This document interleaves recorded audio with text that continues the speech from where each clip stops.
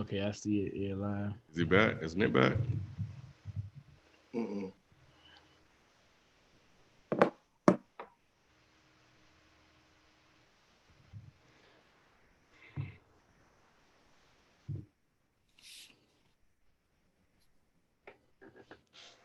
All right. Vibrate. That tab. All right, we're live. This is the place where sports opinions collide. Dead End Sports. I'm your host, Kenneth B. Inge. Joining me on the show, we got BZ430. What up, though? We got Nikki Duce What's going on? connecting right now. FIFO 24/7. You'll see him in a minute. Muted. What's going on, man? What up? And as always, Shelton J. What's happening? And Shelton, you want to go ahead and introduce our guest this evening? Man, it is my pleasure, man. The man, the myth, the legend, man. I ain't gonna lie, I wouldn't be doing what I'm doing without listening to him. And checking and following in his footsteps in a lot of different areas. Man, this dude, man, he really needs no introduction. I could go on and on with accolades and things that you've done in your career, Doug. But man, this is one half of the Two Live Stews, Mr. Doug Stewart. Appreciate it, man. Thank y'all for having me on, man. I appreciate you coming on, man. For real. Yeah, we appreciate you, man. Yeah, man. Yeah, it's a pleasure. For sure. Yeah, definitely. Appreciate it, man. Let you know this is a black show, so just go ahead and just have at it, man. We black up in here. We black. I was gonna Stop. say I see you in your Michael Jordan chair. You might as well pour you a drink. Get ready. Hey, so I was telling him, man. So I saw two strippers fight to the death in Detroit one night. True story. They was fighting with bricks and everything, man. It was incredible. Oh man. Yeah. That's crazy. Could Detroit strip clubs compare with Atlanta strip clubs, though? That's the question. Man, look here. I mean, for real, can we have this conversation? Yeah. Yeah. Hey, Okay. All right. we black, man. So listen, and I said this before on the on our show back in the day. Detroit strip clubs. You ever seen that movie Dusk Till Dawn? Yes. Mm-hmm. You remember the nightclub that the vampire chick was she a vampire? Talking about Salmon Hayek? Yeah. She was a Remember vampire? that? Right. Yeah. It was vampires all in the strip club. Yeah. That's Oh, wow. how the strip clubs are in Detroit. Yep. Dusk Till Dawn. Okay. Mm. Vampires in there dancing, bullet wounds. Cigarette burns, all that stuff. All that. It's real grimy in Detroit, man. Atlanta strip clubs, man, are super nice, man. No. The bullet wounds.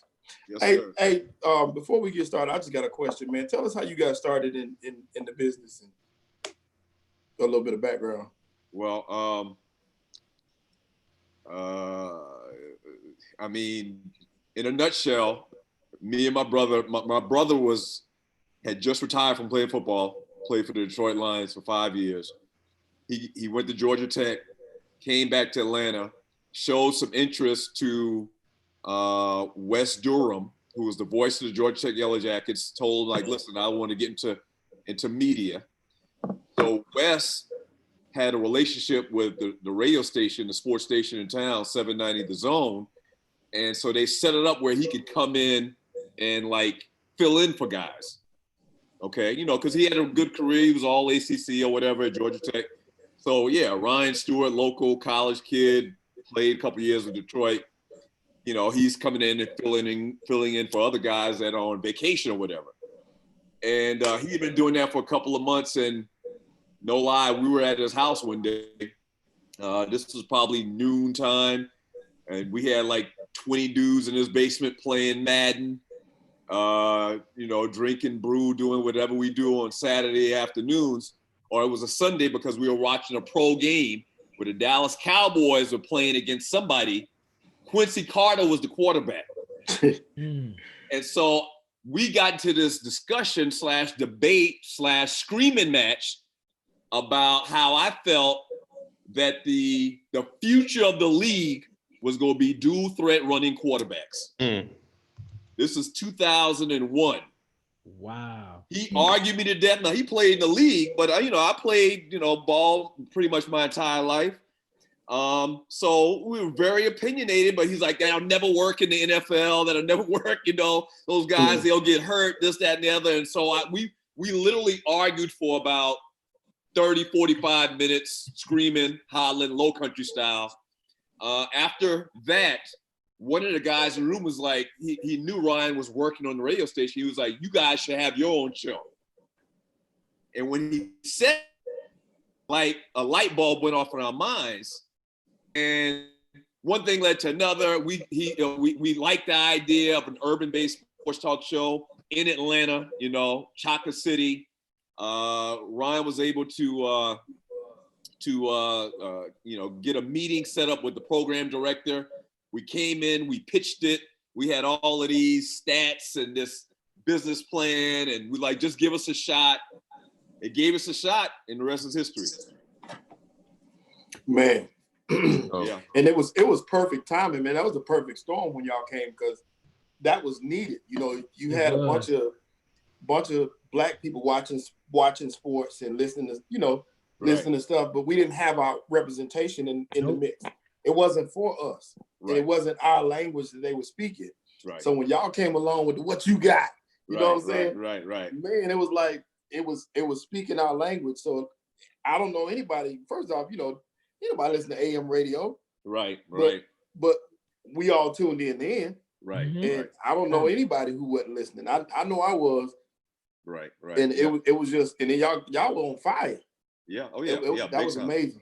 We when we started, or even and maybe it was, so that was 2005, we got nominated or voted, I don't know how, but Sports Talk Show of the Year. The number one sports talk show in America. We were in Sports Illustrated, and it's crazy. It was crazy, but at the time I remember when we got that whole big write-up in Sports Illustrated, the writers and of the magazine said that they had done some research, and we were at that time in 2005, 2006, or whatever year it was, we were still the only all-black sports talk show in America. Yeah, like there were shows that had one black guy and another white guy, or one black guy and two other white guys, but there was not just a totally black sports talk show in America. And this was 2005, 2006. I had to look at the magazine. I haven't looked at it in a long time, but yeah, man. And a lot. It's crazy. A lot hasn't changed, man. It's crazy. Mm-hmm. Yeah, that's the unfortunate part, especially given the current status, of the world, locally and globally, with what's going on. Like, I'm seeing white voices and black voices being merged together as one. Right. But whereas like the all black cast that's really talking directly to the issues in a way that they can speak to. So and that was definitely missing. And it was one of the things that I feel proudly about when we were doing this show, because we've talked about a lot of things that often wasn't covered. Like, one of the things that we do on this show is, when it comes to quarterbacks, kind of taking the ball from what you were saying all years ago, and we call it pro brother. Right. Like, we want black quarterbacks, black coaches, black GMs, right, like all of that. And we try to push the successes of those, that can do it, and acknowledge the ones that can't. But that's what equality looks like. Right. Like, when we can have average to mediocre quarterbacks that can have positions in the job in the NFL, or coaches as well, the same that they have with white players and coaches also. 100%. And, I just saw ESPN did this thing where they took all of the players in the league today and drafted them. I don't know if y'all saw that today. I saw that, yeah. Yeah, and it was real cool, because, and they're basically saying, if you take the players now, every player in the league, and you drafted them, you could draft from the pool of players right now, the top 5 players, 4 of them were black quarterbacks. You know what I'm saying? So, like it's crazy because that's a true story about how we started the show, man. But you know, And dual threats. yeah, dual threat quarterback. So it's much different now, man. But sports talk, man. I mean, I congratulate y'all, bro, for for doing this. But the sports talk industry is very political, man. A lot of those cats are in cliques. They know each other. They got their boys come in. I mean, hell. I mean, I don't want to get into it because I keep saying I laugh so I don't cry. But I mean, we had the best ratings, verifiable, for close to 12 years. And one thing led to another, and somebody doesn't like us, to hell with ratings. We're going to get rid of them. And then not only are we going to get rid of them, but we're going to, badmouth them to where, they're going to be blackballed and they can't get a job anywhere. So, I mean, it's very political, man, but, it is what it is. Right. And y'all were first kind of on that, on the Black Lives Matter type movement in sports. And I was talking to my brother about you earlier today, and that's something that he made mention to me about how y'all kind of pioneered that kind of thing back at a time when it wasn't the thing to talk about before, all this momentum came about. Right. And he was saying like, man, and that's what he said. He kind of was like, I know they probably caught a little heat for that because y'all were pro-Black at a time when pro-Black wasn't the end thing to be. Oh yeah, 100%. So, 100%. Yeah. And I mean, not so much dealing with the issues over the last couple of weeks with George Floyd. Right. But we were pretty much the only voices at the time when Vick got in all of that trouble fighting the dogs or whatever. Mm-hmm. We were pretty much the only voice that somewhat defended him. And let me just refresh people's memories. We didn't defend what he did. We just defended the fact that this man had never been in trouble before. Why would he go to jail? Like not only had he never gone to, or done anything or been arrested, he had been a great citizen. He did a lot of knucklehead things. You remember the little water bottle in the airport, but he had never been arrested. Did a lot for the community, for his community, and so we just didn't understand how you went from. A lot of it was he wasn't even there at the time they were doing this stuff, or a lot of it. But how do you go from funding this dogfighting thing to go to jail for 3 years? Right. It wasn't a heinous crime. He didn't assault anybody. It wasn't armed robbery, anything like that. And it really it comes full circle on, you can kill dogs and get more trouble than you can kill human beings. Mm-hmm. It's a fact. It's proven. If that officer, and I hope that we aren't dating the show and y'all mad about this, but that officer that killed George Floyd with his knee on his neck, imagine if he had been caught on video doing that to a dog. Oh man. Right. He would have went to jail that night. They would have hung him to dry, like literally on camera. Yeah. Yep. So I mean, you just see the disparity in in the way that the public looks at these things, man. And so that's where we were. And so we took a lot of heat for that because nobody else, everybody else was, hang him, put him in jail forever. So I mean but that's fine because we gave real opinions, and us giving real opinions really, led to our success. So it's kind of like you got to have the yin with the yang, the good with the bad, the sweet with the sour, Yeah. I'll take it as, add this to what you just said. And I got some heat for saying this. So we have a bunch of shows. And so we also do a podcast called Is the Mic Still On? Okay. And Frames Per Second. And Frames Per Second is our TV movie recap show. So on that show, we did a recap of Tiger King.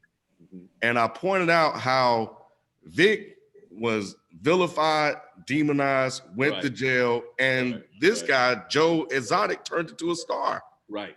Like, and people came at me for saying that. Right. But I'm just like pointing out the hypocrisy of it all. It's like Right. it just blew my mind. And that what's people crazy, Ken, was crazy. He admitted to killing the tigers. Right. He literally Exactly. shot and Right. killed tigers. Right. Right. Yep. Yeah. And it's and the hypocrisy is just unreal. Yeah. Like it's just unreal. Like, don't you see he killed 40-something tigers? And Vic did this, but y'all are still mad at Vic for this. And this guy has the #1, documentary on Netflix. Right. Like, the hypocrisy is just incredible. It's like people see what they want to see. They hear what they want to hear, and they see what they want to see. And that's a good point that I wanted to ask you, Doug, about, since we're talking about the NFL, like the whole shitstorm with Drew Brees and like his initial comments, that criticism, and then his follow-up comments. And now I guess we're dealing with that criticism of his apology or whatever. I wanted to get your thoughts as you were learning about the information throughout the week, like we were, what was going through your head about it? I mean, at some point, people really show you who they are, And Drew Brees, in my opinion, Brees can have his opinion about that whole flag thing, but the timing sucked. Yeah. Like, the timing sucked because the NFL is apologizing. They haven't come out and said they're apologizing about Colin Kaepernick, but they're apologizing for not letting their players protest social injustice and police brutality, which was spearheaded and started by Colin Kaepernick. They're apologizing, and Drew Brees, in this time where we watched a man get murdered, viciously, we watched this. You come back with this flag thing, which they've told you over and over and over, and anybody that would listen, it's not about the flag. It was to bring, what Colin Kaepernick did was to bring conversation to the forefront about unarmed black men getting murdered by the police. That's it.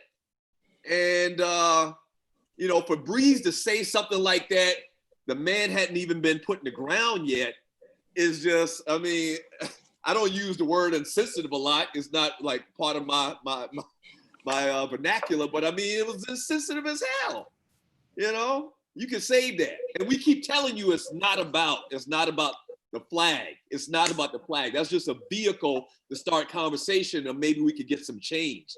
And so that comment, and the coordinator from the Denver Broncos, a lot of times, man, they'll show you who they are with their commentary.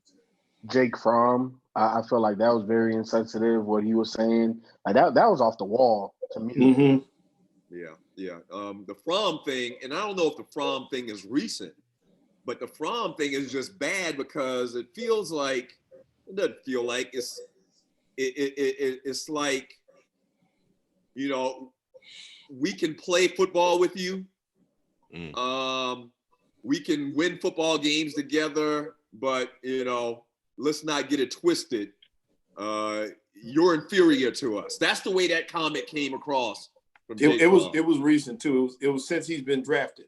Okay. Yeah. Yeah. So, I mean, I don't know how that could be. I don't know how he can exist in that locker room. I don't know. Like, I fully expect him to get cut, because it wasn't no little just like off color comment, no pun intended. I mean, that was a vicious, you talk about guns and we can have them and you can, and First Amendment, and you coming in the locker room, you haven't done one thing in the NFL. Like, I don't see how he can exist in that locker room. I believe he's going to be cut before training camp starts. I think so too. Yeah. I'm shocked he's not already cut. Yeah. And What do you think? Go ahead. I was going to ask, and you not to cut you off, but I was wondering, like, what do you think? You're speaking about that player and his locker room. What do you think about Drew Brees? If we do have an NFL season start, how do the Saints get over this, or do they? You know what? I don't think they're going to get over it, but I think because Drew Brees has built up so much goodwill in the community, I think they like him. I think that the players, and I'm talking about the black teammates, I think the black players, he's apologized several times. they're gonna accept his apology. The problem with Drew Brees is the city he's in. Mm-hmm. Yeah. Like outside of Atlanta, DC, Baltimore, I mean, Houston is real black. Oakland is real black. Outside of them cities, man, New Orleans probably per capita the blackest town in America, man. And I mean, those black people down there are like the realest of real.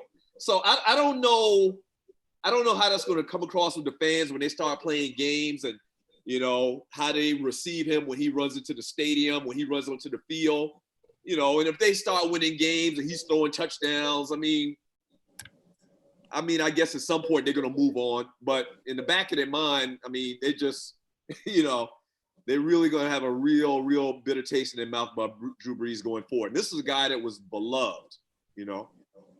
Yeah, if as long as he winning games, they're gonna look at him like white folks looked at Cam Newton when he was winning all those games. Exactly. You know they hate Cam Newton. They hate Cam Newton ever since college. Yeah. Were y'all surprised that Michael Thomas was the one who kind of, like, being on the Saints not initiated like this response from Drew Brees or anything, but just how he's been vocalizing now. Like he got, I don't know whoever put that in the chat, that video montage of like all the, like, I guess best wide receivers and even some DBs coming out and speaking out against, you know, this police brutality, supporting Black Lives Matter. For him to be in that locker room, then we saw other receivers. We saw Emmanuel Sanders tweet out some things, and then, you know, we saw other people on the Saints. Like, were y'all surprised that they were able to or willing to speak out against their captain? Like so quickly. Well, I wasn't shocked because this is bigger than football. Mm-hmm. You know, I think at the end of the day, this is bigger than football. I mean, we've all probably been there at some point with the police, you know, in our lives, getting stopped for nothing, you know, made up charges, you know, accusations. And so Michael Thomas probably got kids. He's probably got young boys, or he's probably got nephews, you know what I'm saying? And, you know, if you aren't vocal, if you're quiet, then you're somewhat complicit, especially if you're black, because it could easily be you. So I think Thomas, and you saw the video with all of those guys, those NFL players came together and, you know, did the little protest, little montage.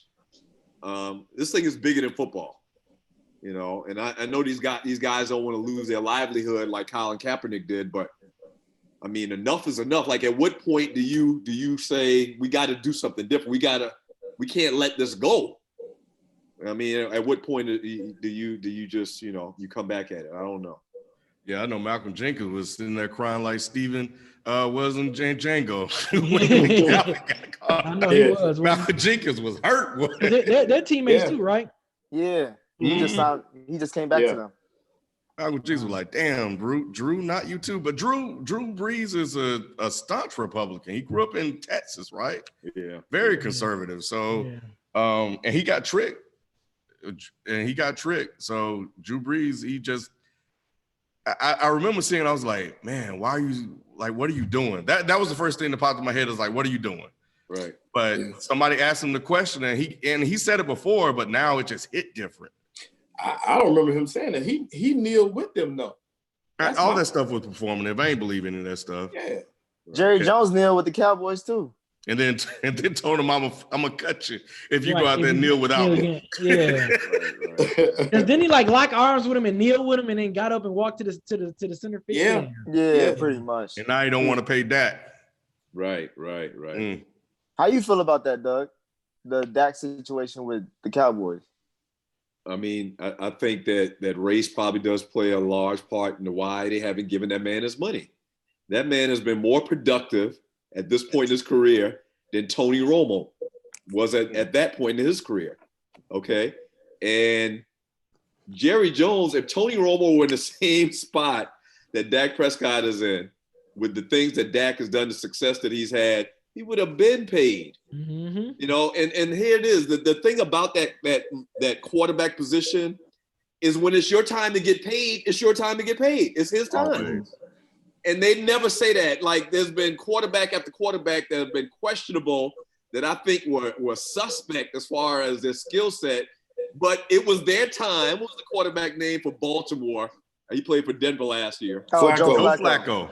Flacco got his money. Do y'all remember when Flacco got that deal, man? Yep. And we 125.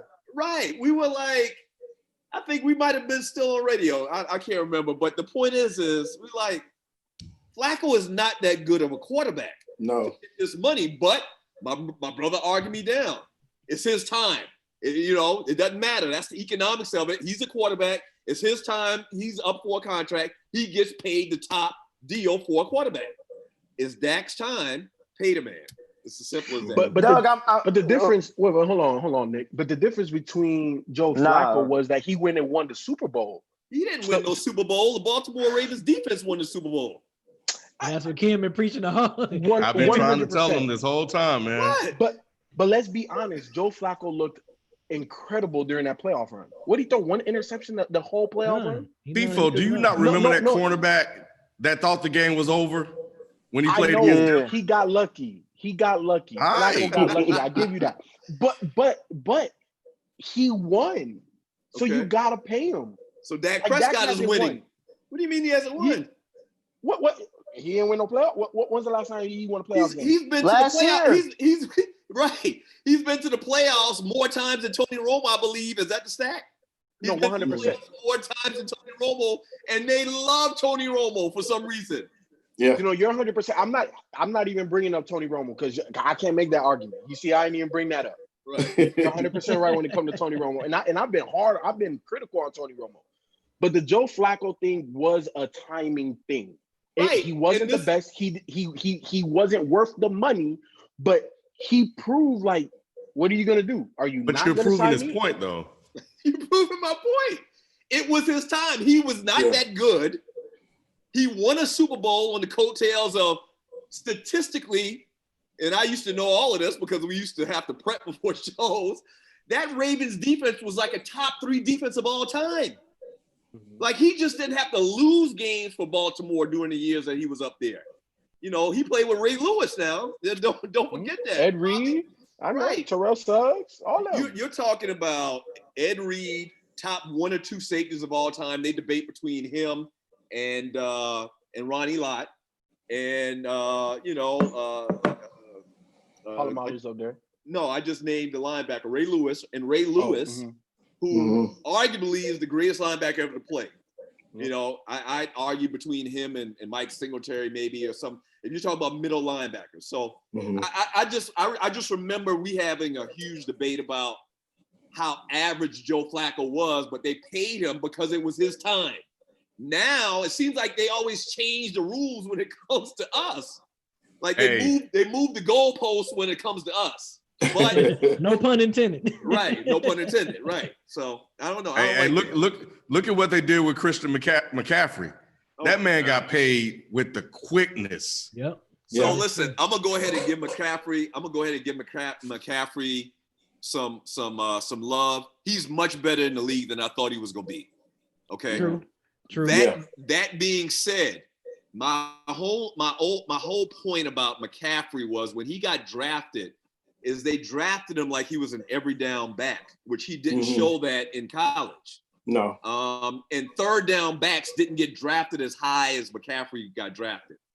So I mean, it's just different strokes for different folks.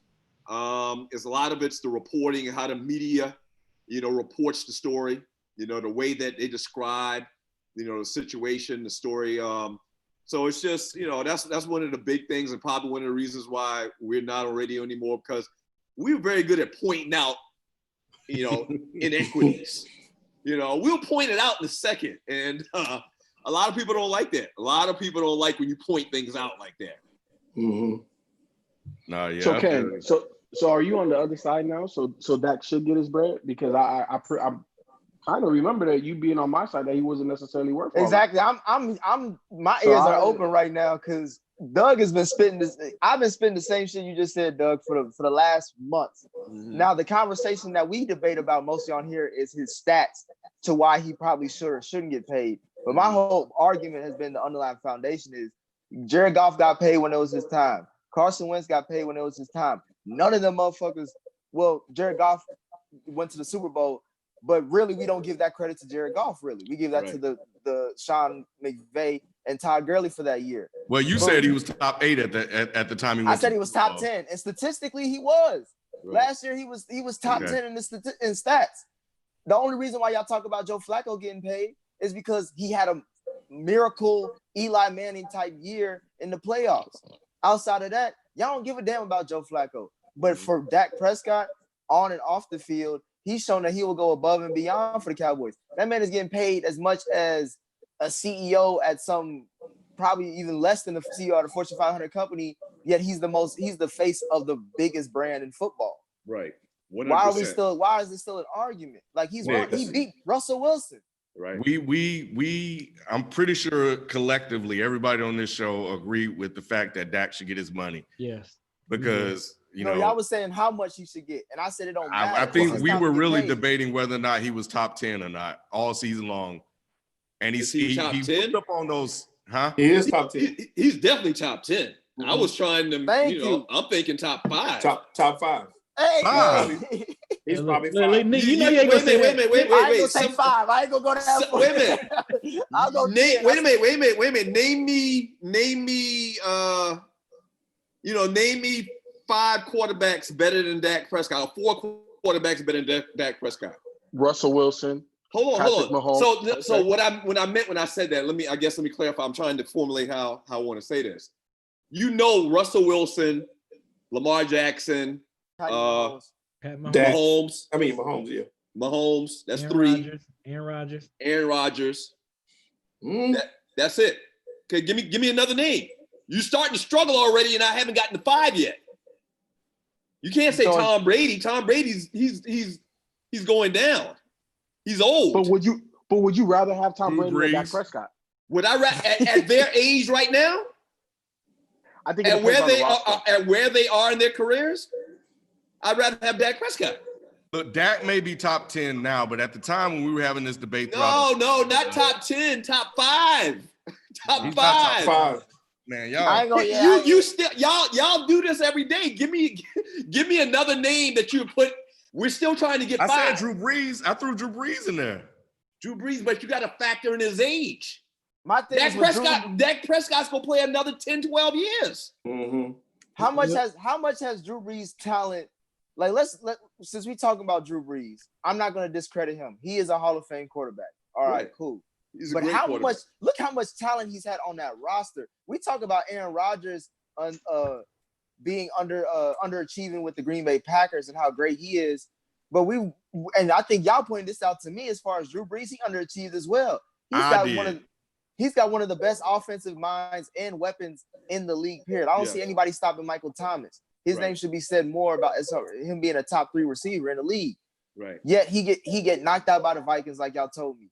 He had to pretty much blame it on the ref last year for that Super Bowl chance to go to the Super Bowl that year against the Rams. Right. Teddy Bridgewater was undefeated pretty much his whole time when he took over. Like, if you put Dak Prescott with Sean Payton, could he not do the same thing? Hey, Doug, I put Deshaun Watson over Dak Prescott. Yep. Okay, so Deshaun Watson, that's number 5. Okay, Yep. Give me 4 more guys that are better than Dak Prescott. I take Carson Wentz, even though he's injury prone. Chill out, man. No, sir. Carson Wentz. No. Carson Wentz. What did he do last year? He hasn't done what Dak has done. He hasn't won a playoff game. Period. Point blank. Period.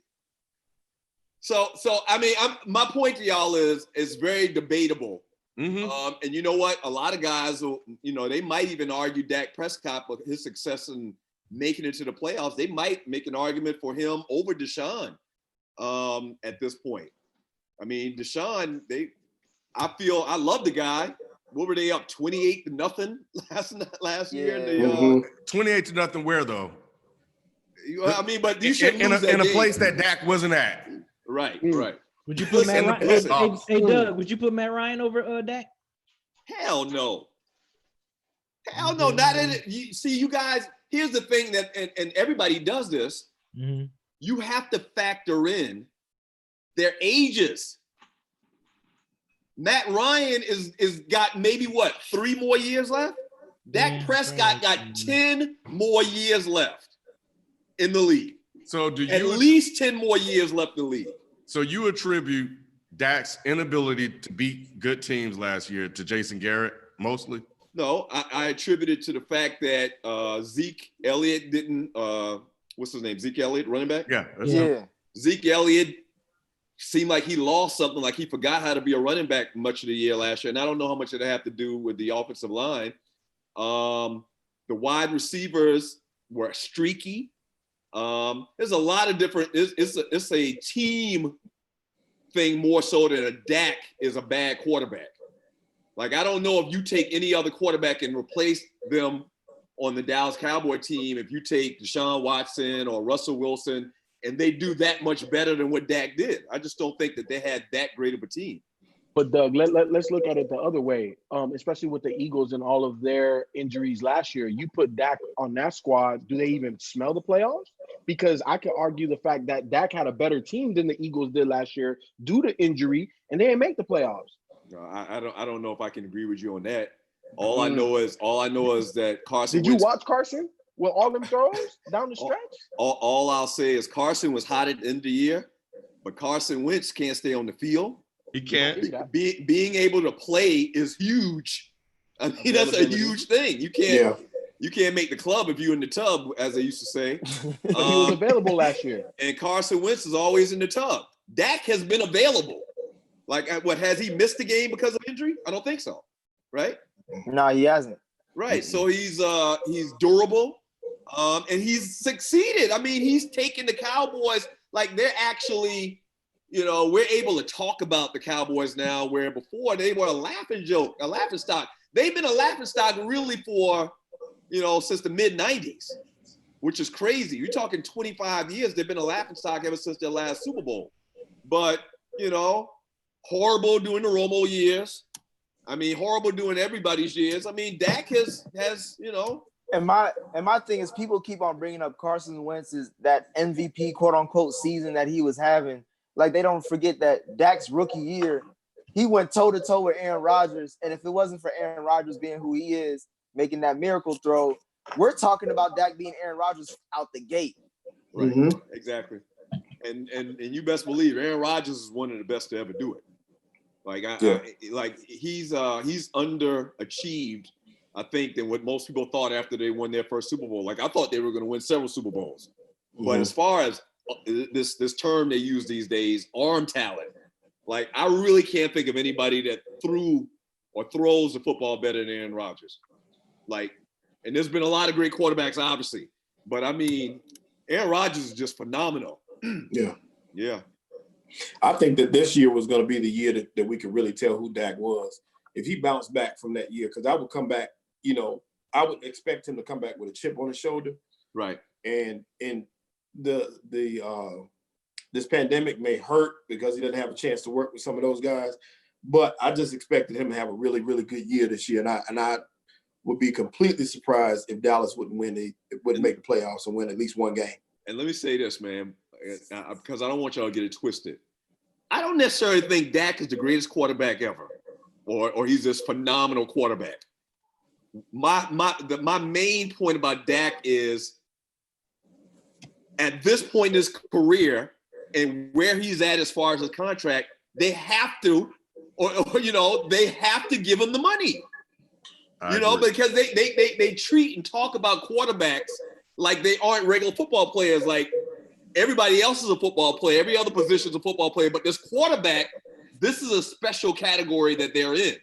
And what I'm saying to you guys is, based on what they've done on the field, where they got him at in the draft, he's far exceeded their expectations based on where they drafted him. Every team in the league passed over him. What was he? Fourth rounder? At least. Yeah. Yeah. Okay. So at this point, at this stage in a quarterback's career, based on what he's done, he's supposed to get paid. I think he's more closer to top 5 than top 10. He's durable. I mean, he's not a guy that gets in trouble. He's not always in the newspapers. I mean, pay the guy, man. He said he wouldn't kneel. He said all the right things. He said all of the right things. And they still won't give him his money. These are the things that I urge people to kind of pay attention to. Right. You need to pay attention to Zeke and Melvin Gordon and all these other guys that when it's time for running backs to get paid, they have to fight to get their money, and sometimes they don't. And McCaffrey just get his, just like that. And you got to look at Flacco and Jared Goff get paid, and Dak is in a fight to get his. These are the things that people need to pay attention to. Right. What's the running back name for Pittsburgh that sat out the whole year? Oh, Le'Veon Bell. And look here, man. The year before Le'Veon Bell sat out, I thought he was the best back in the league. Yes. A lot of people did. He was. Yeah. Like I have never. Now listen, your boy played running back from the age of 7 to the age of 20. I played 1 year, or I played 2 years in college. Okay. And the way Le'Veon Bell ran that football with the stop and go, like I had never seen anybody run the ball like that in my life. Like I still haven't seen anybody run the ball like that. But that boy was bad. And that man had to sit out a whole year. Mm-hmm. And you're right. Christian McCaffrey comes around and, they're beating down his door to give him money.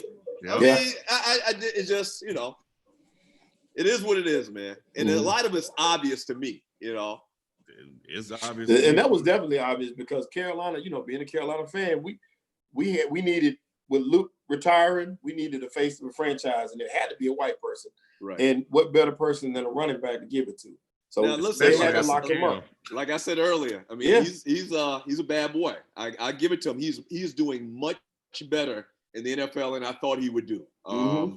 But I mean, you just see the differences and the case study of who gets paid and who doesn't. Right. Doug, I want to ask you a question. You mentioned about how Aaron Rodgers kind of underachieved after his Super Bowl. Do you think Patty Mahomes will be different? Because I feel like a lot of people, and I think even on this show, we've compared him to Aaron Rodgers as far as arm talent.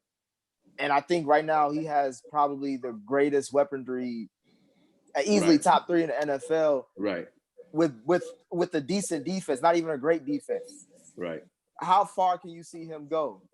Hey man, as long as Andy Reid's still a coach, I mean, they could win Super Bowl after Super Bowl after Super Bowl. What they did last year was it was incredible. In the AFC Championship game against Houston, was that the championship game? No, that I think the Titans wasn't the Titans the championship game. Right. So the divisional round. That comeback against Houston was one of the most unbelievable things I've ever seen in football, outside of 28-3 with the Falcons. I don't want to go there. But sky's the limit. I do think though that Andy Reid being the coach and Andy Reid having the experiences that he's had in the past, and pressure in that situation, I just think it was his time as well. Mm-hmm. Like Andy Reid's probably gonna go down as one of the greatest offensive minds ever. And, we'll see. We'll see, man. I think for the next couple of years, I don't think Andy Reid's going to retire anytime soon. Like, they easily should be in the conversation for winning the AFC for the next 4, 5, 6 years. Yeah. Easily. Even with Lamar? Oh, yeah, definitely. I mean, it's going to be Kansas City and Baltimore. Like, that might be the AFC Championship. That might be the AFC Championship for the next 4 or 5 years. Barring no injuries, you know what I'm saying? Barring injuries, right. Yes. 100%, yeah. I just need him to win at least 7 Super Bowls so we can stop talking about Tom Brady. So you're a Kansas City fan or a Mahomes fan? I'm an anti-Brady fan. Okay, got you. I'm with you, bro. I'm with you. I am too. Yeah, I am too. Cheating so bastards. Right. So you're not impressed with Brady going down to Tampa Bay and that hoopla with they're trying to stir up down there? I think they're gonna be 8-8, bro. Damn. Man, Doug, you saying everything I'm thinking about, man. I'm happy you're here even Come more on, every man. time you talk. Man, it ain't like we ain't seen this before. Aging quarterback, aging franchise greatest player quarterback, gets traded or leaves as a free agent to go to another team, and there's all these big expectations. We saw this so many times. Joe Montana. That was the first example. Joe Montana, I mean, the names go on and on and on and on. I can't come up with any right now, but there's a ton of them that have left their team and fizzled out somewhere else. I think Tampa Bay is cursed, first of all. I think they made a deal with the devil to win the Super Bowl when Sapp and those guys were there. Yeah, man. That's Tony Dungy's team. That was Dungy's Super Bowl, man. Right. Yeah. So I mean, I'm not expecting a lot from Tampa. I mean, they got a pretty good looking offense, but I mean, I just think Uh-oh. I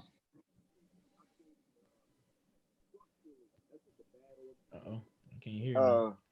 We lost you on the audio a little bit. Your mic went out. Mike went, yeah. Okay, you hear me now? Yeah, we got you. Okay, I'm sorry, guys.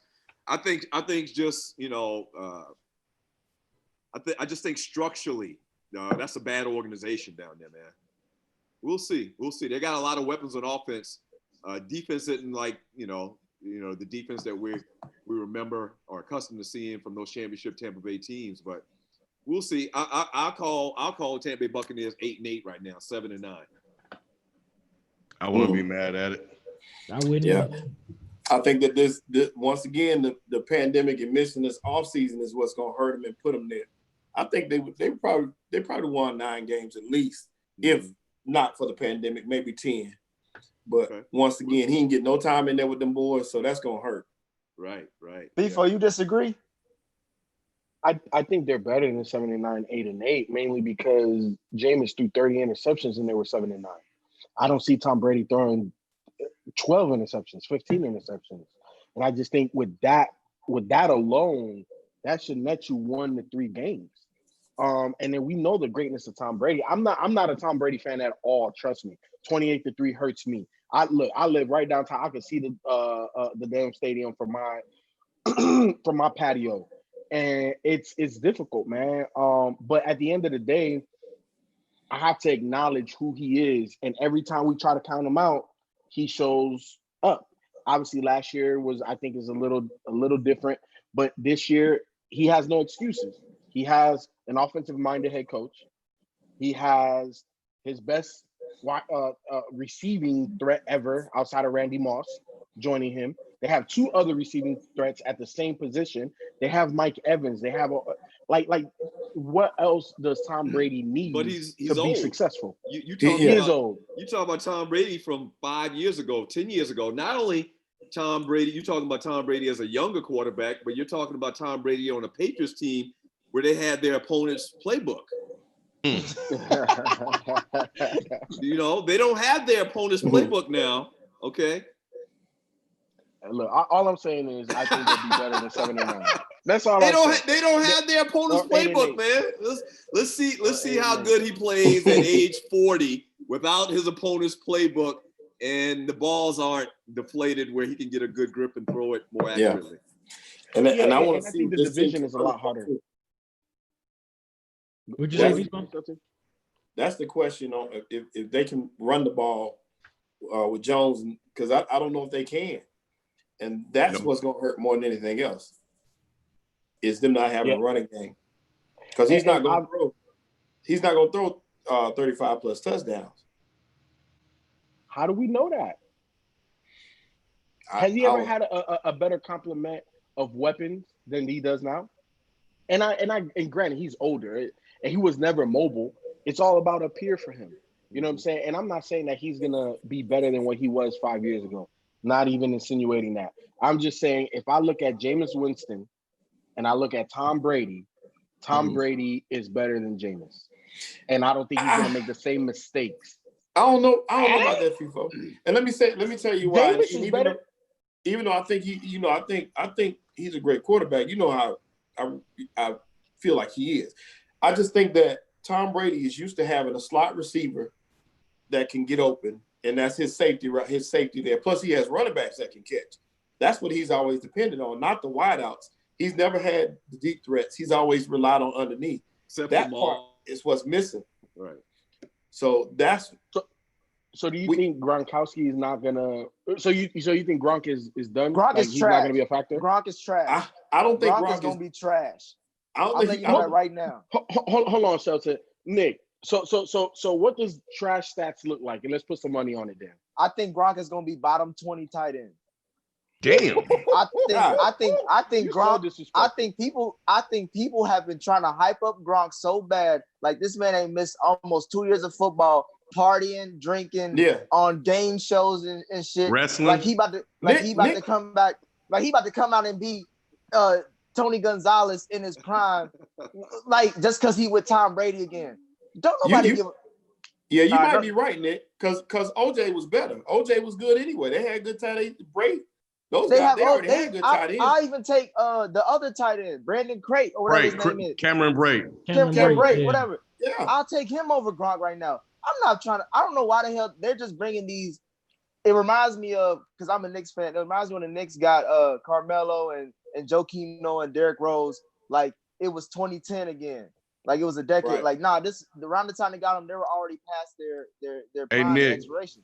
Hey, Nick, I'm not mad at you, man, because I'm mad they brought Gronk in and kicked the brother out. OJ I am too. Yeah, I'm with you too. I'm with you on right that. there for me, because that man can play. He was the future. He And my just thing got is, drafted like what, 2-3 years ago? Yeah. Like, he didn't even finish. He's still on his rookie deal. Yet they bringing in some old. He's a Hall of Famer again. Gronk he's done his time in the league. He's proven that he's a Hall of Famer. But the Gronk now, just like Doug has been saying, we're talking about age that you got to factor in. And not only age, you are literally removed from the game. Mentally, physically, emotionally. And just because they trying to blame like, oh, the Patriot system was so harsh that he couldn't have fun. So now he's found his fun again in a different city in Florida. Excuses. Were you the excuses that they giving him? And we saw give a damn about all that shit. Right, Gronk is gonna be ass. I'm gonna let you know right now. I'll be surprised if he starts. And we saw Jason Witten.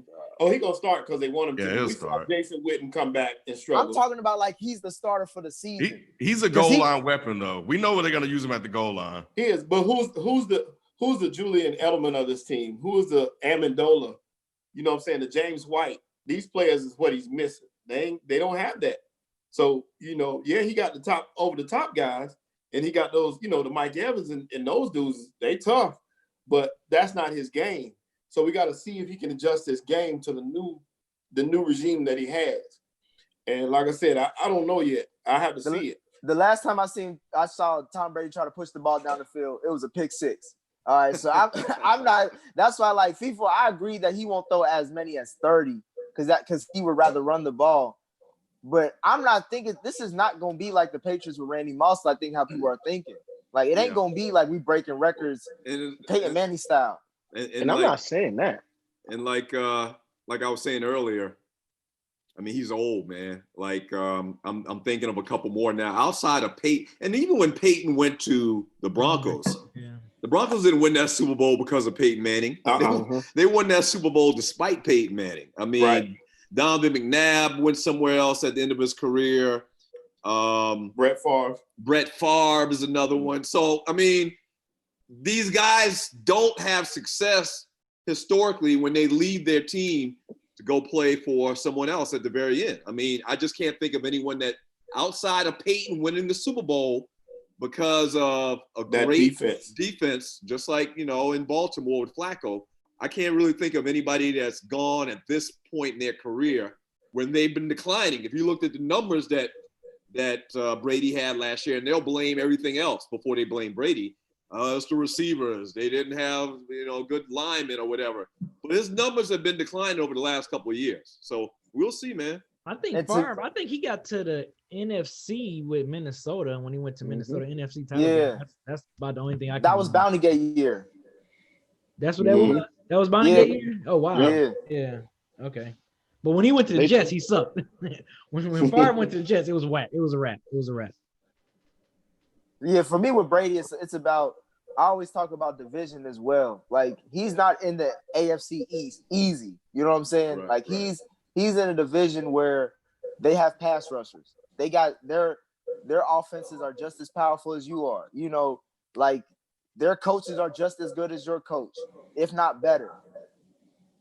You're not going to be dealing with the Dolphins, the Jets, and, the Bills. Right. You're going to be dealing with – You get 4 easy games every year, Dolphins and Jets. Yeah. And you get an easy bye in the playoffs. He's not getting that this year. So I see 8-8 as well. Maybe 9-7, but I don't think they're going to be lighting up. I think they're going to be more of a disappointment.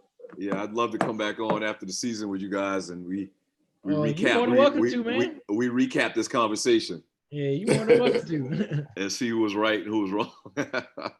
So yeah, you're welcome back anytime, brother. Oh, appreciate it, man. Yeah. Next, Nick. Do you guys do you got time for talk some NBA? Yeah, a little bit. All right. Well, what are your thoughts on them coming back in the format they're using, the 22 team thing? I mean, I don't have a problem with it. I mean, this is a unique situation. I mean, it's as simple as that. And they're just trying to make the best out of a bad situation, I guess. So 22 teams, I'm fine with that. I actually think it'd be an incredible accomplishment if whoever wins the championship, in particular, like one of the higher seeds, because and this isn't an original thought. I saw somebody say this on TV the other day, but it makes sense. Like if the Lakers win it this year, and I'm a Laker fan, I think most of y'all know I'm a Laker fan. But if the Lakers win it this year, man, they're going to have to do it basically in a neutral site. Like they would have had home court advantage throughout the playoffs. Mm-hmm. Okay, which would have been huge. Okay, so if they win it this year, in effect on a neutral site, no fans, no home court advantage, I just think that's an incredible accomplishment. It's going to be interesting to see because it's going to look like a pickup game with no fans.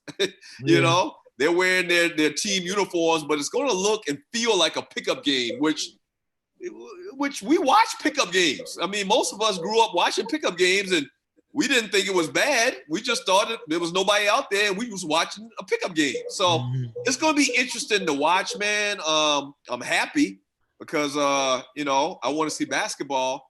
But the other part of this, man, is I just don't see how, and I'm hoping I'm wrong, but I don't see how it's gonna work. Like, cause I just don't see how one person is going to test positive for this coronavirus. I just don't see how. Like, based on what we've seen out of this virus and how we really don't know how it's contracted or passed on. The whole thing with Rudy Gobert in Utah, when that thing happened that night, I was watching the game. Most of y'all probably were too. When that whole thing happened and it was a domino effect, like they shut the league down 24 hours. Yeah. So I just don't see how guys, guard each other, sweating, how somebody is not going to, contract the virus and then they're going to have to probably shut it down again. I hope that doesn't happen. Maybe this thing, they've got a better understanding of how this thing passes from one person to another. But I just don't see it right now. Hopefully I'm wrong. I keep saying that, I know, but I just don't see how it's going to happen, man. Right. Yeah, I've always been, they know. I've been saying I've always been just scrap the season. Let's just come back fresh. I'm worried. I'm more so worried. You make a good point, Doug, about the COVID. People getting testing positive for it. But I'm worried about the quality of play. Like, what if the players are not in the best of shape to be? I don't think we're gonna get some good basketball right away. Well, they all going to be in bad shape then. Yeah, it's not like some of them have been playing and some haven't. Right. And you brought up a point just now. Like, what happens if a star player contracts a virus? Like, God forbid LeBron catch the virus. Right. Right. If LeBron catches the virus, then it's a wrap. It's a wrap. That's They shutting everything down. It's a wrap. They shutting everything down because, or what if Dame Lillard catches it and the Trailblazers are playing good? They make another round or maybe the third round or whatever. Or maybe Zion Williamson, they're winning. They just, they're advancing in the playoffs, but then he contracts the virus. Like, that's not going to be cool, you know? Right. I'm more afraid of injury, though. Being out this long and coming back. Well, that's definitely right. Right. Yeah. And like we said, they're not going to be in the best of shape. Now is the time you see ACLs go and stuff like that. That's my fear, 100%. Is that we lose out, not, on all next year from somebody that we love, when it could have just been started fresh next year. That's 100% accurate. I mean, injuries happen when you have the long layoffs. Yeah. You know. Yeah, I think it's a good time for experimentation, which is what they're doing. You know, and it'll be interesting to see. I was on YouTube today watching Miami versus OKC, that 2012 finals, I think. And I had a different thought about them playing without crowds because I think it was they were up 3-1. So yeah, it was game 5. And that crowd went crazy when Miami went nuts in the third quarter. And I was like, man, that is going to be missed. Hearing the roar of the crowd, seeing the players just get so caught up in that. And I think FIFA or Shelton, one of you guys pointed that out a while back when we were talking about it. And yeah, it'd be cool seeing the pickup version of basketball, but that crowd adds such an extra element to it that it's going to be interesting watching how all of this play out moving forward. Yeah. Ken, it's the momentum. I think being a basketball player, not saying that the crowd can get you a win or a loss, but it helps. Like if you're down by 6 and all of a sudden you get an 8-over and now you're up 2, you could take that 2-point lead into a 10-point lead because of the crowd, and that's really what we're gonna be missing. So I don't know. To Doug's point, I watch, all types of basketball on YouTube. You know what I'm saying? I watch AAU, I watch high school, I watch pickup games, I watch when they play in the summer. So to me, I'm just a basketball fanatic. It doesn't matter the type of basketball. I'm gonna watch it. And I think we're gonna get good basketball, but I don't know, man. I think some players really rely on that momentum, that crowd. They make a big play. The juices start flowing just a little bit more. Sometimes you have a little bit extra in the tank that you just can't reach deep down and get yourself. You need that help to get it. And I just don't know certain players that are going to be able to go and do that. You know what I'm saying? The LeBrons, the ADs, the Kawhis, the top tier guys, they don't need that. You know what I'm saying? I think sometimes the crowd can help them, but there's like a J.R. Smith, even though he's not in the playoffs, but guys like that, they need the crowd. He needs to make a shot and everybody go, ooh, right. And then it gets it going. So I'm very interested to see how this thing plays out. But unlike B, I feel like there has to be a finality to the end of the season. Like we can't just leave it wide open like this. So we're just gonna say the 2019-2020 season is just just nothing. Nah, I can't see from a tradition standpoint not to have a champion somehow, some way. But it's gonna be an asterisk anyway. Like it's still not. Yeah, it's still not. It ain't right. It ain't the same, Shelton. But it's not gonna be an asterisk. It's not gonna be an asterisk, bro. It's not. and I guess I'm saying this. The fan in me is saying this because I want to see the Lakers win it. And if LeBron and the Lakers win it, they are not going to, dismiss or belittle a championship that LeBron James has, because the media, first of all, they love LeBron, and that'll just be fuel for the fire for this debate between him and Jordan or whatever. So yeah, definitely, if LeBron wins it, they're not going to downgrade it. They're just not going to do it because it's political. I mean, that's going to be a political thing, man. Especially if you got a COVID game come out there. Right. Instead of the flu game, COVID. Right, the COVID game. Right. Doug, you talk. I mean, at first I thought we was cool, but then when you say you're a Lakers fan, you lost some cool points. But bro, I've been a Laker fan, I'm sure, before you were born. What year were you born? I don't even want to say because I'm sure you're right. But I was wondering to get your thoughts on who's coming out the East, since you think the Lakers are coming out the West. Man, I mean, I'm not even. Well, who's the top 5 seeds? I don't have even been paying attention, man. Well, number 1 seed is the Bucks. Yeah, there we go. You don't have to go any further.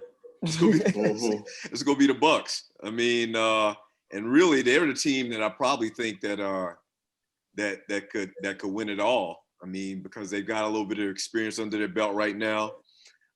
They have, at the end of the day, one of the greatest players that's probably ever played the game. Okay, in Giannis. So I mean, you don't have to go any further with that at all. I would love to see Zion in New Orleans, advance a couple rounds, make this thing interesting because he's just phenomenal. I love watching that kid play. But then also, man, I root for Lonzo Ball. I'm probably one of the only people in the world that root for Lonzo Ball. Me too. I do. I think Lonzo got a bad rap in LA. Yeah. If you go, the rap was the fact that he was bad. Here we go. He was young. We're not gonna get into it. Lonzo Ball's a very good basketball player that's going to get even better in the years to come. How about that? You know what, Nick? Doug said that he thinks that the Milwaukee Bucks are going to make it out the East. And I know we had a question in our group chat about, advantages or disadvantages of not having the crowd. I think that works in the Bucks' favor for a couple of reasons. Number one, the Bucks are one of those teams that get really close, but they can't necessarily overcome, right? Like they can't get over the hump. And I think that not having that pressure of that crowd and expectations, because it's a neutral site, helps them in their favor. And also the type of offensive system that they run with Coach Bud. That thing is made for practice. It's made for pickup ball. It's made for emotionless basketball. And I think that the Bucks do have an advantage by not having a home crowd and playing on a neutral site. Hey, you sleeping on my Sixers though, man. I'm telling you. Them boys getting healthy. They're too dysfunctional, man. Yeah, they are. They're really dysfunctional. I've been trying to, and I love them. I don't buy into the Sixers, bro. This layoff has benefited them probably more than anybody else because they got healthy with Ben, they got healthy with Joel Embiid, and they're streaky. So what better time than now to go on a streak? Shelton, you know what needs to be streaky? Ben Simmons jumper. And until that thing gets some semblance of it going in from 15 plus, they don't have an opportunity to win the championship. It's all on Ben Simmons. He been working on it during COVID. So he worked on it in the summer, and I really thought he was going to come into the league, and not being, Steph Curry or Klay Thompson and nothing like that. But I definitely thought that he had enough confidence to take the shots that were given. I mean, he hasn't done it, so why is he going to do it now? That's true. Yeah, I've been trying to tell y'all for the last couple of years that I don't believe in the Sixers.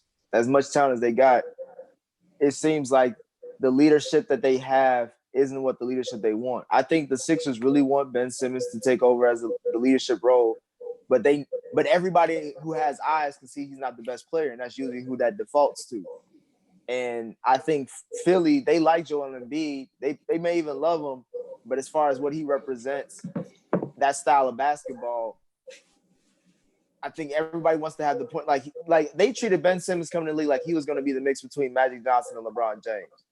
Like that's what they wanted him to be like, and they wanted to push him in front of the NBA as such to take over those roles. But is he not? I'm just saying. Let's be honest, because Magic came into the league, he ain't had no jump shot whatsoever at all. Just was he afraid to shoot? Was he afraid to shoot? He wasn't afraid to shoot. I give you that. He wasn't afraid to shoot, but he couldn't make a damn thing. You know what I'm saying? I think that's the only difference. Ben Simmons ain't no Magic Johnson, bro. No, I'm not saying he's Magic either. Yeah. I mean, you sound like you saying that he Magic. What I'm saying, I'm sure you wasn't around when Magic was playing. No, but I watched the tail end of Magic. Hey, look, I'm a lot older than I look. I just got good genes. My parents, they hooked me up. Right, gotcha. They hooked me up. But no, I'm not saying that Ben Simmons is Magic Johnson. Magic Johnson, the greatest point guard to ever play the game, and it's not even close. Right. Ben Simmons is not that. But Isaiah, yeah, whatever. Detroit, number two. But what Ben Simmons brings to the game is a lot like Magic Johnson. In terms of the size, the vision, right. The unselfishness. Right. And then he has that obviously with LeBron. And the reason why we compare him to LeBron is because of the athletic ability that Magic didn't have.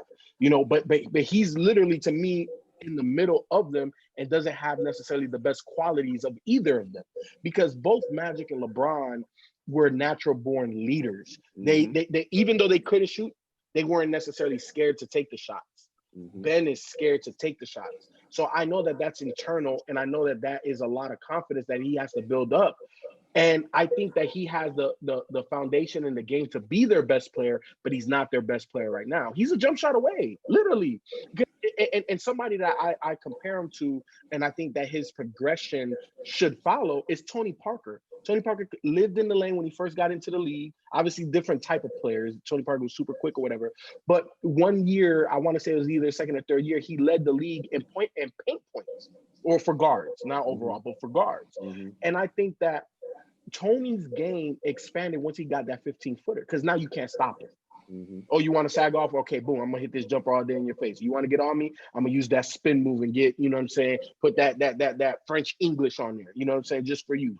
And I think Ben Simmons has a similar game that he wants to attack the paint. Obviously, Joel Embiid is down there, but once he gets that 15-footer, how do you stop it? But he doesn't have it yet. So Shelton, to your point, I'm not sleeping on the Sixers. I'm just sleeping on Ben's jumper, bro.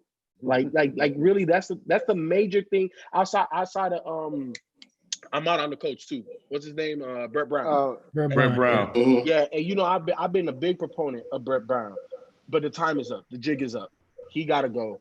Ben Simmons got to get a jumper, and then we could reevaluate where the 76ers are. By that time, he already traded. In my opinion. And where the Knicks gonna be? Okay, yeah. Well, all right. Okay. So you got to shit on my team to make your point feel better. Hey, my point is amazing by itself. I'm just saying, like, you over here, like your team is doing something. You better hope you draft LaMelo. I'm telling you, I know what dysfunction looks like. I'm a Knicks fan, so when I was telling y'all this 2 years ago, when I was saying this shit ain't gonna work, and y'all was like, bro, how can you not see it with this talent? I'm like, bro, that it's in the locker room. It's between the ears. Right. It's a lot of stuff that's going on that we are just now finding out about the Sixers, and that's not even until we get to the executive level or even the coaching staff. So I don't know. I want to go back to. I think I missed it. So did they really rig the playoffs so Zion can play in this thing? Pretty much. They basically disrespected the Grizzlies. It is. Good business.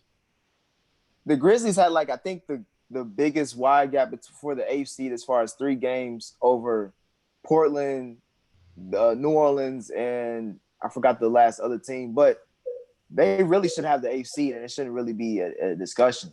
But yeah, because when the NBA stopped, they were the eighth seed. And wait, exactly. So the Grizzlies are not in it?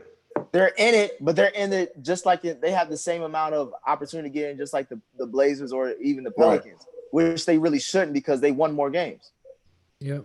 Yeah, how does that work? That don't make sense. They're doing it by percentages, I think. Like Doug said, it's just good for business. And how often do I come on Dead End Sports and say the best thing for any young basketball player is to play in the playoffs? And obviously, this is a different type of playoffs, because I think for young players, they need that pressure and that stress of that crowd and that momentum to really be able to, maybe not that particular playoff series or that year, but the next year, to learn from it. But at the end of the day, it is good for look, anything that Zion is a part of is good for business. Yep. And that's what they did. But at the expense of John Morant? John Morant, yes, for business, yes. But that's messed up, though. I'm not saying it's not messed up, but nobody wants to see the Grizzlies, man. Just like nobody wants to see the Browns. Nobody wants to see the Padres. Nobody wants to see the San Diego Padres. Nobody wants to see the Grizzlies, man. And Ja, I mean, obviously I'm from South Carolina, so Ja and Zion from the crib. So, but the Grizzlies just have a bad brand.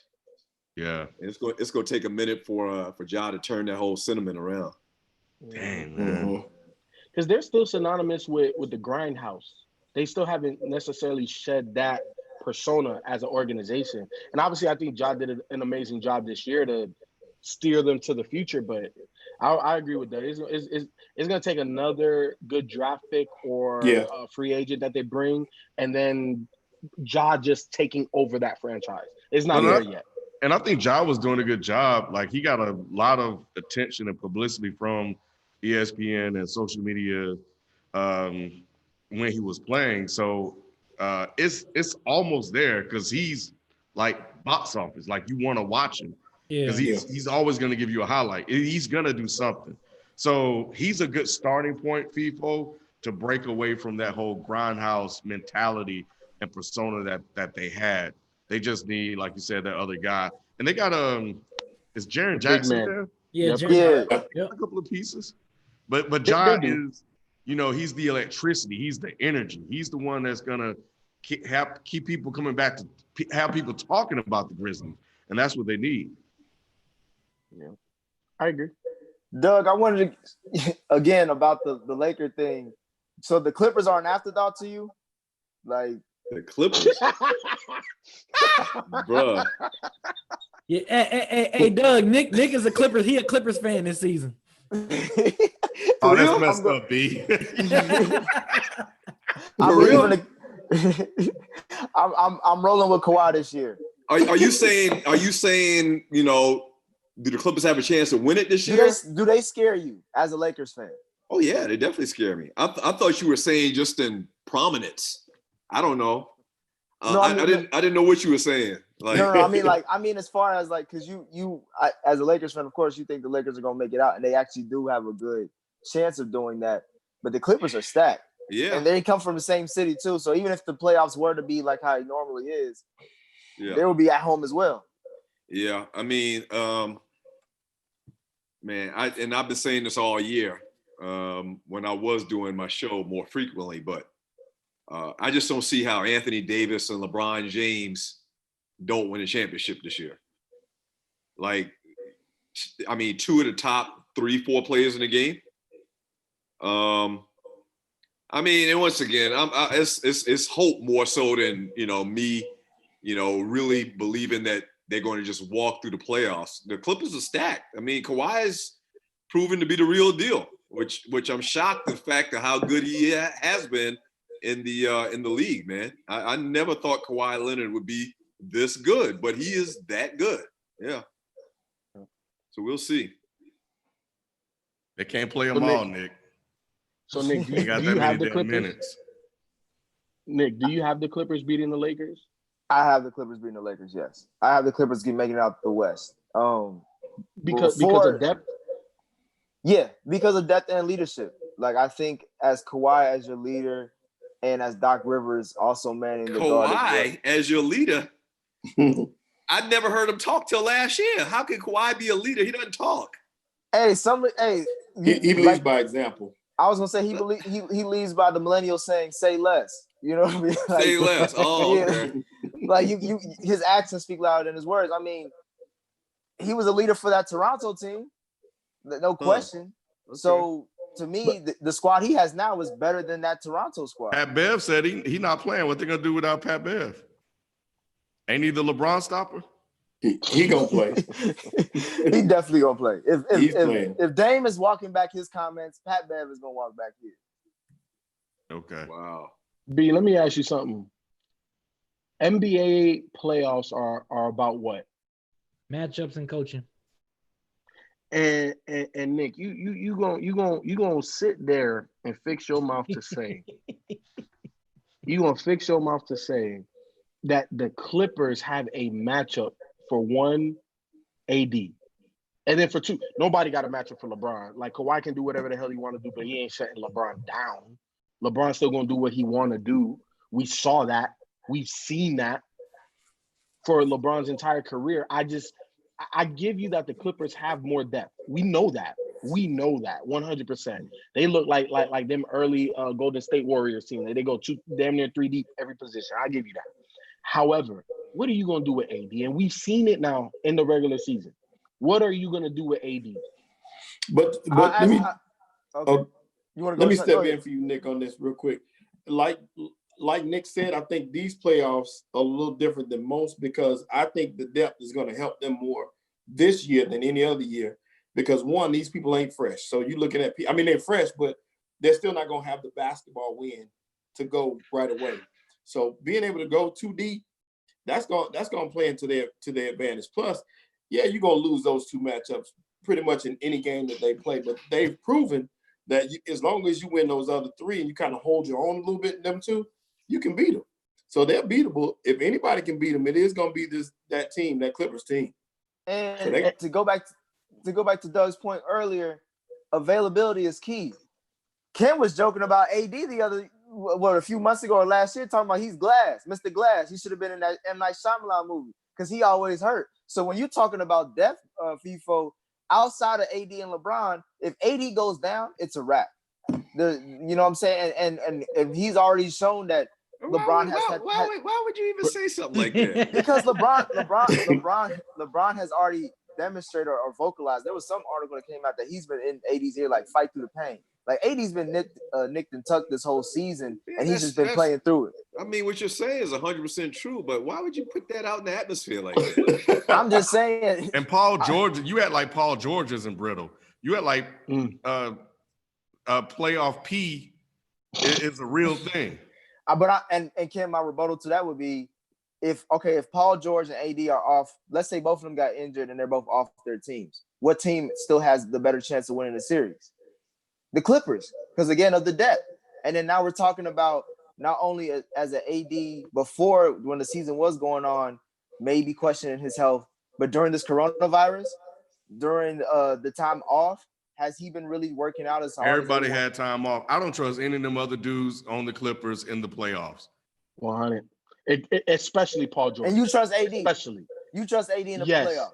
More than Paul George. What is he showing in the playoffs that makes you trust him? What is he showing in the playoffs that makes you trust FIFO? Tell me. What has Paul George? You know, this is what Paul George. I'm not talking about Paul George. I'm talking about AD. I asked you a question. What has AD done in the playoffs that made you think that he can be like this? Like whatever. Hey, look, Nick. Well, all I know is this. First of all, he's playing for the Lakers now. That's big.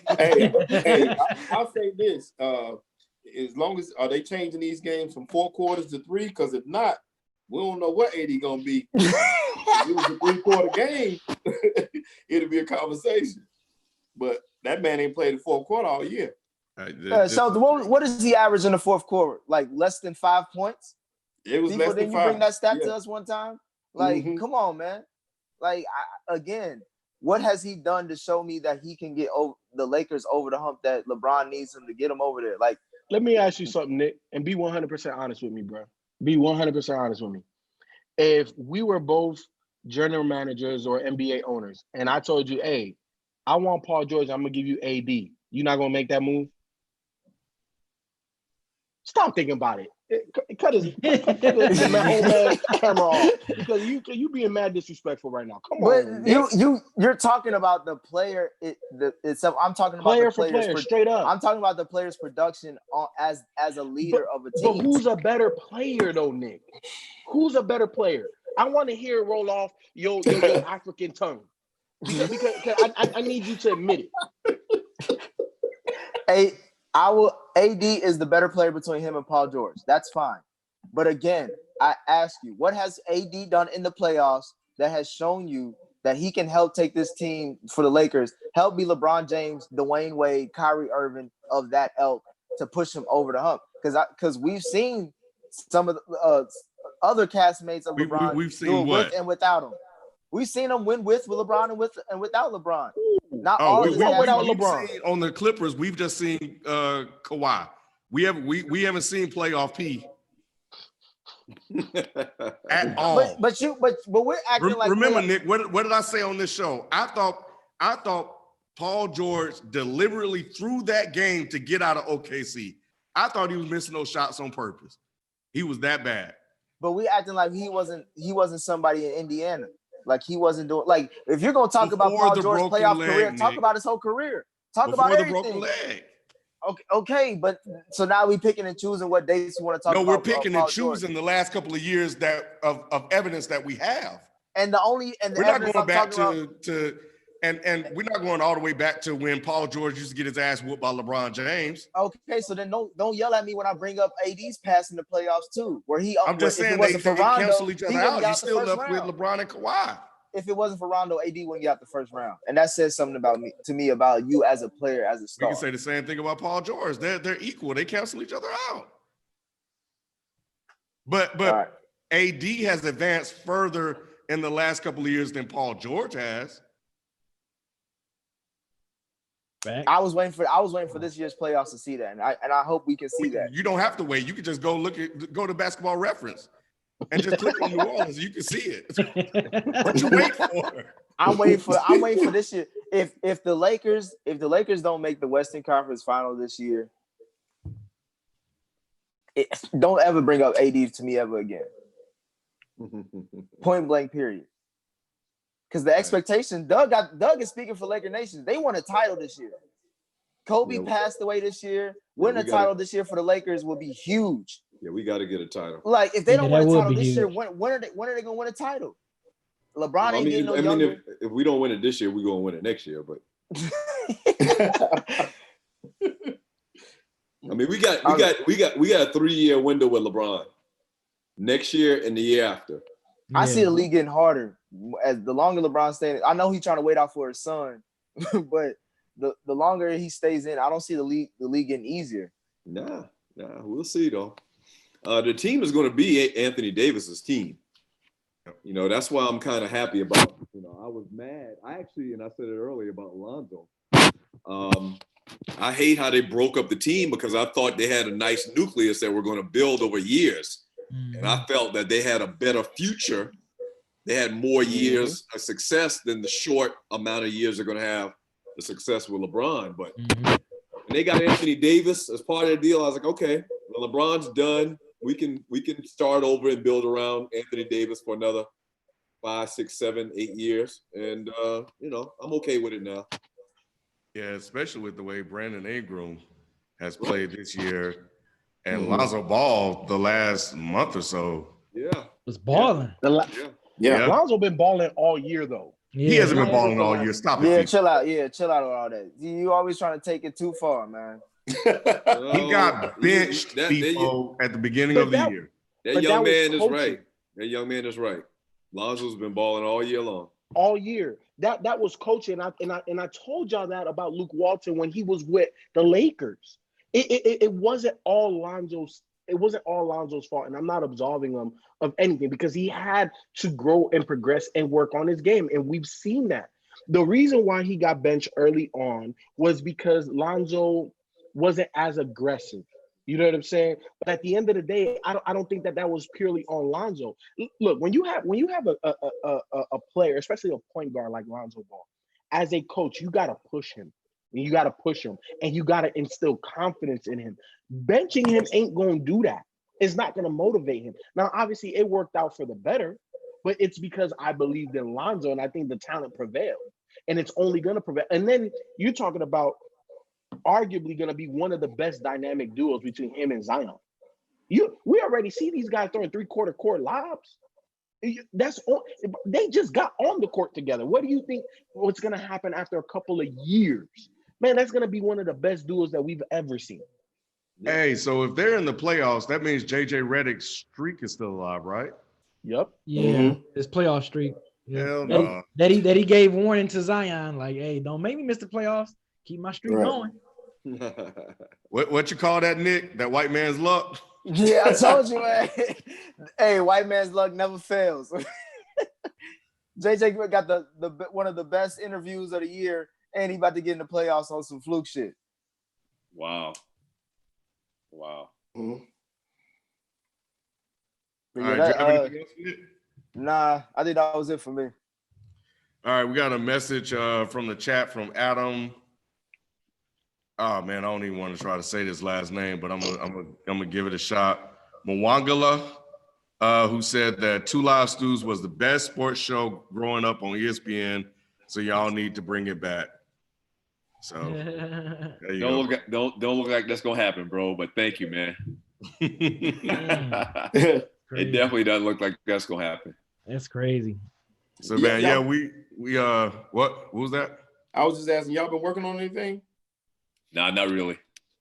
Ryan's he's a semi-pro golfer.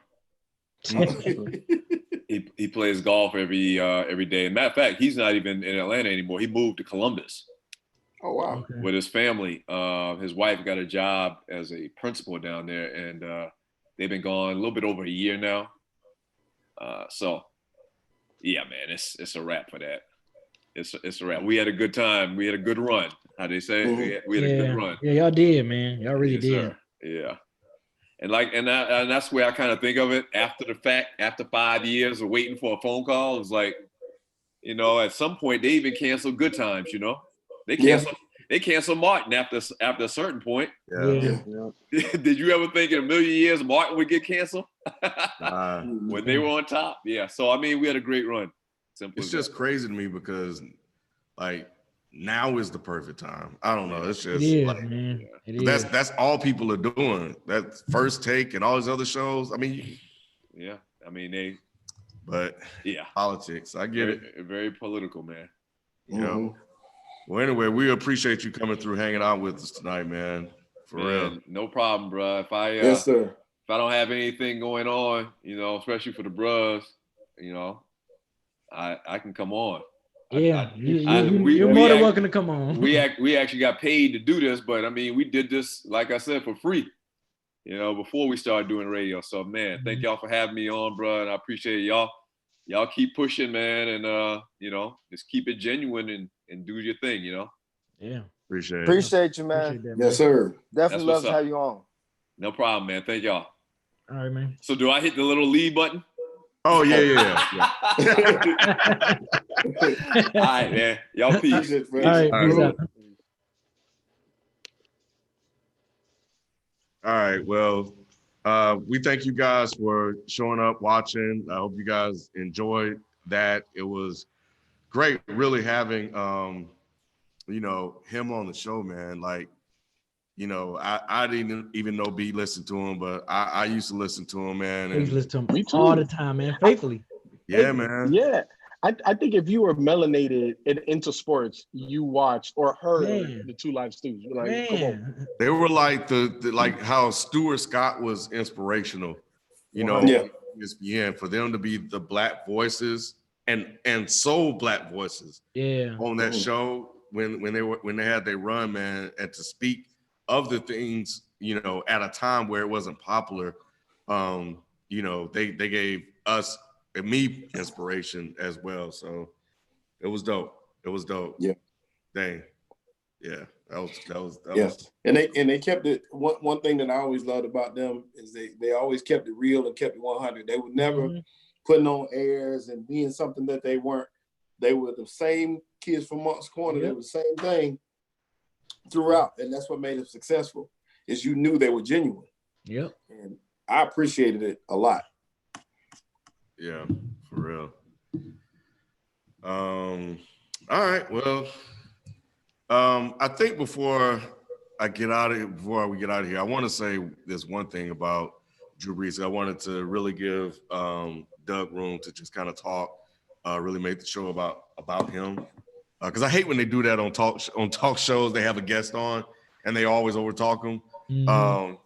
So I wanted, plus I know he had a limited window with us as well.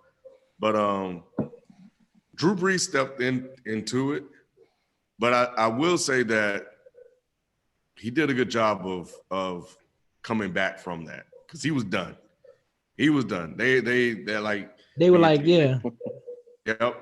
When your teammates calling you back. But I think the biggest thing he did to show that he was really sincere was when he went back at Donald Trump.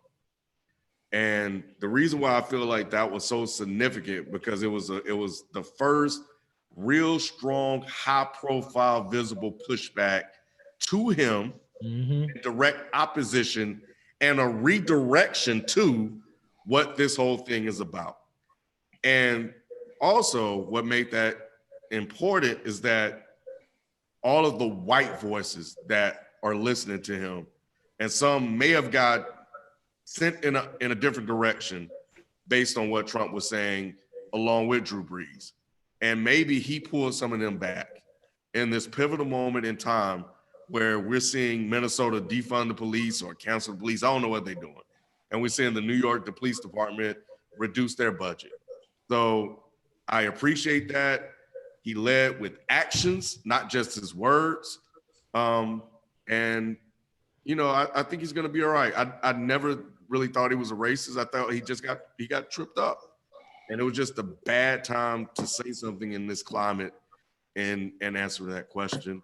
And that's how you do it. That's how you come back and apologize when you realize that you fucked up. and he did. So that's it. Anyway, that's gonna do it for us this week. We'll catch you guys next time. Yeah, peace. Peace. Peace.